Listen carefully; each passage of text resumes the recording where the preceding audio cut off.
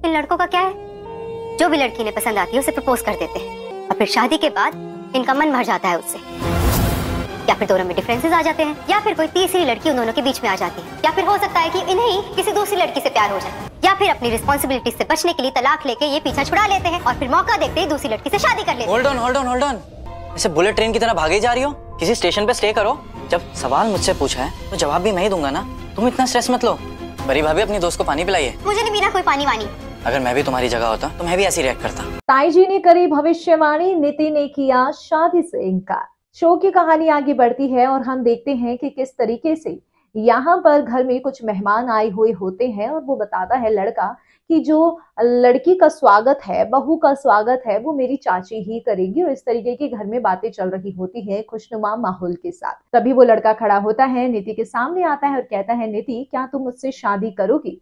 और आप सब लोग सोच रहे होंगे कि मैंने अभी तक आपको अपने डिवोर्स की बात क्यों नहीं बताई। मैंने सिर्फ शादी का प्रपोजल भेजा था, रिश्ता तय नहीं हुआ था अभी तक। और दूसरी बात, जब तुमने मेरा टेस्ट लेने के लिए मुझे बताया कि तुम्हारी शादी हो चुकी है और तुम डिवोर्सी हो, मैंने तो ऐसे रिएक्ट नहीं किया जैसे तुम कर रही हो।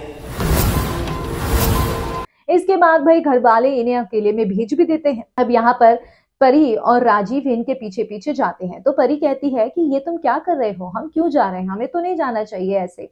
अब यहाँ पर दूसरी ओर हम देखते हैं कि परी और राजीव सुन लेते हैं वो सारी बातें, जहां पर नीति कहती है उस लड़के से कि मैं पहले से ही शादीशुदा हूं तो मैं ये शादी नहीं कर सकती। तो यहाँ पर वो लड़का कहता है कोई बात नहीं, तुम्हारी शादी हो गई, अब तो नहीं है ना, तो अब तो कर सकती हूँ। तो वो कहती है नहीं, मैं तुमसे शादी नहीं कर सकती। आने वाले एपिसोड में हम ये भी देखेंगे कि ताई जी ने पहले ही एज्यूम कर लिया है कि नीति शादी को इनकार करने वाली है, क्योंकि नीति सिर्फ एक ड्रामा कर रही है, उसकी कोई याददाश्त खोई ही नहीं है। और परी और राजीव को सुन के भी कुछ ऐसा ही लग रहा है कि नीति ड्रामा कर रही है। अब आने वाले एपिसोड में ये देखना इंटरेस्टिंग होगा कि अब शो की कहानी क्या मोड़ लेगी, नीति अब किस तरीके से बताएगी परी और राजीव को, या फिर अभी भी इस बात को छुपाएगी। कमेंट सेक्शन में आप अपनी राय रखिए और कर दीजिए चैनल को सब्सक्राइब।